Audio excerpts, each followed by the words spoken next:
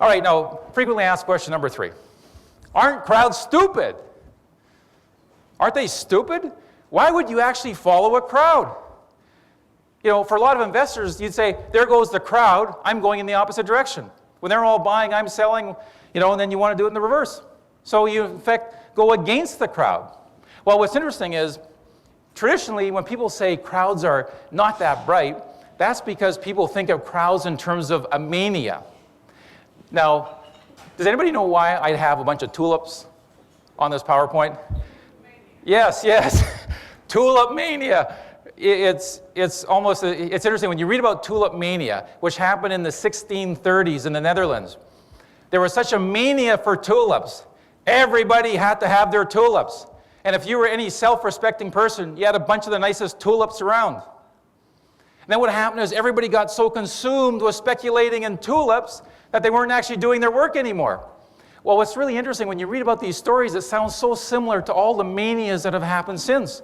But this is more like a mania where people are inspired by greed.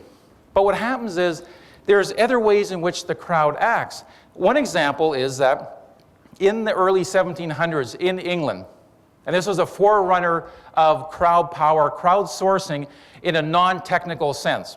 So in about 1710, by an act of Parliament, Britain wanted to figure out, how do we measure longitudes? There was actually an act of Parliament saying that we will offer 10,000 to 20,000 pounds for anybody who can figure out how to measure longitudes. Now, you'd think somebody from Oxford, Cambridge could figure this out. No, not at all. What happened was, there's a guy named John Harrison, who's a proverbial Yorkshire carpenter. He's a cabinet maker. He thought, well, if I build a really, really complicated marine chronometer, I can figure this out. And he did.